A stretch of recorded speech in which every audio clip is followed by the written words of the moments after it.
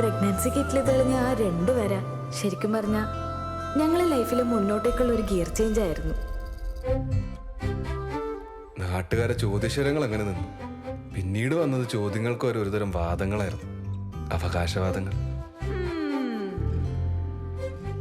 ഇപ്പൊ കമലാശേർത്തി പറഞ്ഞത് എന്തായി? സുകുമാരകൃതം വലിച്ചില്ലേ?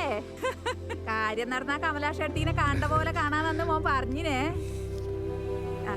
എല്ലാം നിങ്ങൾ പറഞ്ഞല്ലേ. ആയിക്കോട്ടെ.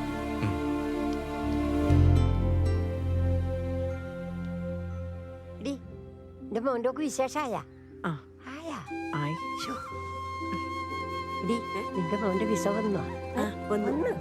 എല്ലാവരെയും കണ്ടു, എന്നെ മാത്രം എന്തുകൊണ്ട് കാണാത്തത് കൃഷ്ണ? ഇവിടുന്ന് സന്താന സൗഭാഗ്യന്ത്രം പോയിച്ചു ധരിച്ച ആർക്കും ബലം ലഭിക്കാതിരുന്നിട്ടില്ല. അത്രയ്ക്കും ശക്തിയുള്ള കൃഷ്ണനാണ് ഇവിടെ ഉള്ളത്. പിന്നെ നമ്മുടെ പൂജാരിയുടെ കൈപ്പുണ്യവും. നേർച്ച പറഞ്ഞത് മറക്കണ്ട. അമ്മ എടുത്തു ആടെണ്ടല്ലോ മുന്നില്. എടാ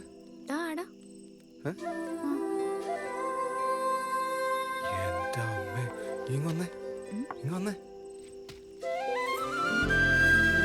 അമ്മേ വന്നേ. എന്താടാ കത്തിച്ചോ. നിങ്ങളധികം ആട് നിന്നാലേ വഴിപാടിന്റെ എണ്ണം കൂടും, അതാ. കത്തിച്ചോട്ടാ. എടാ ഇങ്ങളൊക്കെ എന്നെ എത്ര മക്കാറാക്കിയിട്ടുണ്ട് എന്റെ ഓളെ പ്രസവത്തെ പറ്റി പറഞ്ഞിട്ട്. എടാ ഇങ്ങക്ക് അറിയാം, ഈ ദുനിയാവിലെ ഏറ്റവും സുന്ദരമായ കാഴ്ച തന്നറിയ ഇങ്ങക്ക്. എടാ ലേബർ റൂമിൽ നിന്ന് നേഴ്സ് വരും കുഞ്ഞുമായിട്ട് നമ്മളെ കാണിക്കാൻ. എടാ കുഞ്ഞിന്റെ മുഖാടാ ഈ ദുനിയാവിലെ ഏറ്റവും സുന്ദരമായ കാഴ്ച. എടാ അത് എനിക്ക് ഇടയ്ക്കിടയ്ക്ക് കാണാൻ വേണ്ടിട്ടാ എന്റെ ഓളിങ്ങനെ പ്രസവിച്ചു കൂട്ടുന്നത്. എടാ ശുക്രേ, ലോകത്തിലെ ഏറ്റവും വലിയ വേന എന്തെന്നറിയാം എനിക്ക്? എന്താ? അത് പ്രസവേനയാണ്. അത് ഇനി ഒരിക്കലും അറിഞ്ഞാലേ എന്റെ കാഴ്ച കാണൽ അതോടെ വെക്കും.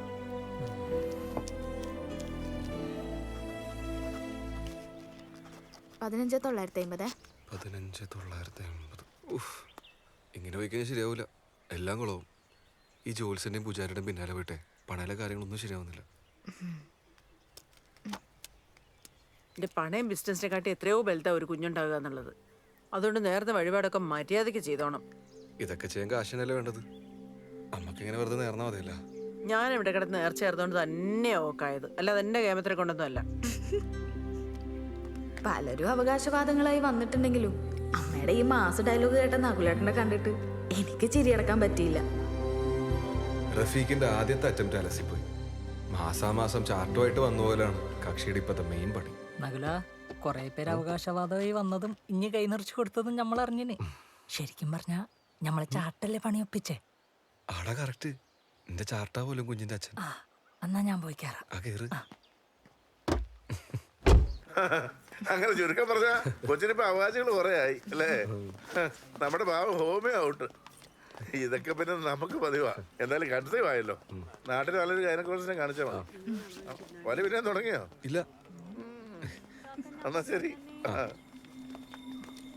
പോ.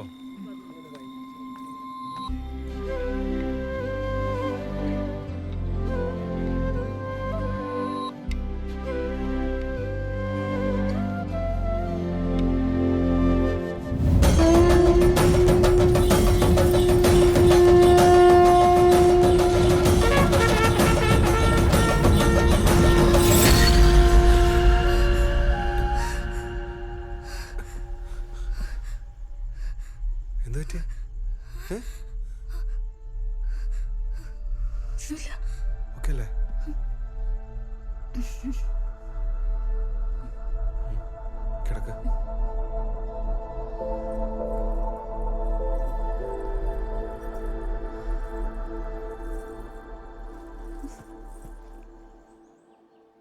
എടീ രാജമ്മാടെ ഇല്ലേ? ആളനക്കൊന്നും ഇല്ലല്ലോ. അപ്പൊ നീയൊന്നും അറിഞ്ഞിട്ടേ? നകുലന്റെ ഒക്കെ പൊട്ടിയാ പോലൂ. പൊട്ടിയാ? ആ ഓക്കാ ഓക്ക് എവിടുന്നത് കിട്ടിയേ? അതിന് നമ്മളെ നാട്ടിൽ ആരും ഇല്ലല്ലോ പൊട്ടി പിടിച്ചേ. എവിടുന്നാമോ കിട്ടീനെ? കുഞ്ഞിക്ക് ജീവൻ വെക്കുന്ന സമയ പഠിച്ചോനെ. പള്ളിയിൽ കുഞ്ഞില്ലപ്പോ പൊട്ടി പിടിച്ചാ കുഞ്ഞി പോകുന്ന ഉറപ്പല്ലേ? എനിക്ക് രാജമ്മേന്റെ കാര്യം ആലോചിക്കുമ്പോ ഓളെങ്ങനെയാ സഹിക്കുവാ എന്റെ റബ്ബേ. ഓക്ക് നല്ലോണം ഉണ്ടാ? നീ പോയിനാടാ? എനക്കവിടെ പോവാല. പണ്ടനക്ക് വന്നോണ്ട് ഇനി വരൂലാലോ. എനക്കും വന്നിനി. ഇനി പോകുമ്പോ ഞാനും വരും.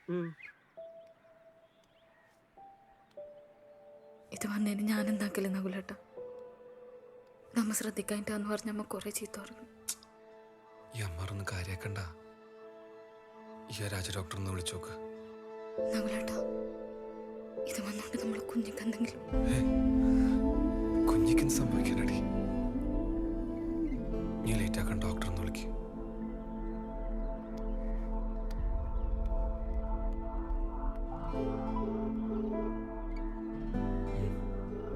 ഹലോ ഡോക്ടറെ, ഞാൻ ശാലിനിയാണ്. ആ പറഞ്ഞോ. ഡോക്ടർ, എന്റെ കയ്യിൽ നിന്ന് പൊന്തി വന്നിട്ടുണ്ട്. അത് ചിക്കൻ ബോക്സ് ആണെന്ന് ചെറിയൊരു സംശയം. ശാലിനി ഒരു കാര്യം ചെയ്യ്. ആ പൊന്തിയ ഭാഗം ഒരു ഫോട്ടോ എടുത്ത് വാട്സപ്പിലേക്ക്. ഞാൻ നോക്കിയിട്ട് പറയാം. പെട്ടെന്ന് അയച്ചോ. ഓക്കെ ഡോക്ടർ, ഞാൻ വിളിച്ചോളാം. ശരി. എന്താ കാണിച്ച?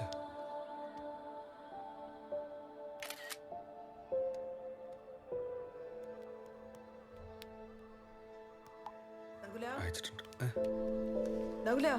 ആ നാട്ടുകാരെല്ലാം അറിഞ്ഞിനി. എല്ലാരും പറയുന്ന അലച്ചു പോകുന്നു. ചെയ്ത വഴിപാടെല്ലാം വെറുതെ പോവാനെ. അതിനിത് നാട്ടുകാരൊന്നല്ലല്ലോ തീരുമാനിക്കണം, ഡോക്ടറല്ലേ? എന്നാ ഞാൻ ഓളെ കൊണ്ട് ഡോക്ടറെ അടുത്ത് പോ. അമ്മ ഇത് സാധാരണ അസുഖമൊന്നുമല്ലല്ലോ, ചിക്കൻ ബോക്സ് അല്ലേ? ഓള് ഡോക്ടർ വിളിച്ച കാര്യം പറഞ്ഞ് തിരിച്ചു വിളിക്കാന്ന് പറഞ്ഞു. ഡോക്ടറാണ്. ആ ഡോക്ടർ. രാജമ്മേ, വിളിയൊന്നും കേൾക്കുന്നില്ലല്ലോ. ആരും ഇല്ല. വരുന്നുണ്ട് നിങ്ങളുടെ ചങ്ങായിമാര്.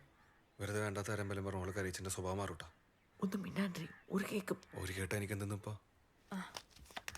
ആ അല്ലപ്പാ, എന്തെന്നാ ഈ കേക്കുന്നേ? ഓർത്തു ശാലിനി ഓളകത്ത് ഡോക്ടറോട് സംസാരിക്കുന്ന. ചായ എടുക്കാം. നീ അവസ്ഥയിൽ നിൽക്കുമ്പോ നമുക്ക് രണ്ടാക്കും ഒരു ഇറ്റ് വെള്ളം ഇറങ്ങുമോ രാജമ്മേ? ഡോക്ടറെ, ഇത് വന്നോണ്ട് കുഞ്ഞിന് കുഴപ്പമൊന്നും ഉണ്ടാവില്ലല്ലോ? അതുകൊണ്ട് കുഞ്ഞിനൊന്നും സംഭവിക്കുകയില്ല. ഒരു 10-13 ദിവസം കഴിയുമ്പോൾ ആ കുരുക്കളൊക്കെ അങ്ങ് കരിഞ്ഞു പൊക്കോളും. ഇതല്ലേ ഓർത്തിങ്ങനെ ടെൻഷൻ അടിക്കാതെ കുറച്ച് ഹാപ്പി ആയിട്ടിരിക്കും. ഈ സമയം അമ്മ എത്രത്തോളം ഹാപ്പി ആയിട്ടിരിക്കുന്നോ അത്രത്തോളം വയറ്റിൽ കിടക്കുന്ന കുഞ്ഞ് ഹാപ്പി ആവും. പിന്നെ കാർട്ടൂൺസ്, സോങ്സ്, ചെറിയ തോതിലുള്ള ഡാൻസ് ഇതൊക്കെ ട്രൈ ചെയ്യുന്നത് നല്ലതാ. എന്തെങ്കിലും ഉണ്ടെങ്കിൽ വിളിച്ചാൽ മതി. ശരി ഡോക്ടർ.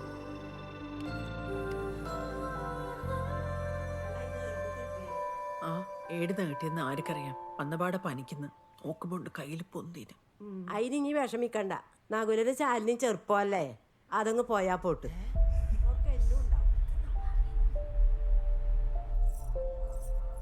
നിങ്ങളെല്ലാം കൂടെ തീരുമാനിച്ചു എന്റെ കുഞ്ഞാൽസി പോകുന്നേ? ശാലിനി അകത്ത് പോ. അമ്മൊന്നും മിണ്ടാണ്ടിരിക്കമ്മേ. മോളെ, നമ്മള് നിങ്ങളെ ആശ്വസിപ്പിക്കാൻ പറഞ്ഞല്ലേ? എന്റെ കുഞ്ഞാൽസി പോന്ന് പറഞ്ഞിട്ട് എന്നെ ആശ്വസിപ്പിക്കല്ലേ? ഇവരിപ്പൊ ഇവിടെ ഇറങ്ങിക്കൊള്ളണം, ഇല്ലെങ്കിൽ നകുലേട്ട ഞാൻ ഇവിടെ ഇറങ്ങും. ഇവളെ വായിലിരിക്കുന്ന കാക്കാനോ അമ്മ വന്നിന്? എനിക്ക് എടുക്കുന്ന കഷ്ടം. ചിലപ്പോ ഓള് ചായ കാച്ചി കളയുമ്പോ വെറുതെ അല്ല നീ ഇങ്ങനെ ആയിന്. ആദ്യം എന്റെ സ്വഭാവം നന്നാവണം. നിന്റെ പൊയ്ത്തം. നീ എന്തിനാ ഓരോരുത്തർ ഇങ്ങനെയൊക്കെ വർത്തമാനം പറയാൻ നിൽക്കുന്നു? മനുഷ്യന്റെ മനസ്സമാനങ്ങളായിട്ട് മനസ്സമാധാനം പോവാനിടെ ഒന്നും ഉണ്ടായിട്ടില്ല നകുലേട്ട. ഡോക്ടർ പറഞ്ഞൊന്നും പേടിക്കാനില്ലാന്ന്. വെറുതെ അതും ഇതും ആലോചിച്ച് ടെൻഷൻ അടിക്കാണ്ട് അസുഖം മാറുന്നവരെ സന്തോഷത്തോടെ നിൽക്കാനാ പറഞ്ഞത്. അതിനിടയിൽ എന്റെ കുഞ്ഞലസി പോകുന്ന പറഞ്ഞാൽ ഞാൻ ഇങ്ങനെ സന്തോഷിക്കില്ലേ? ഡോക്ടർ അങ്ങനെ പറഞ്ഞോ? കുഞ്ഞിനൊന്നും പറ്റൂല എന്ന് പറഞ്ഞിന്.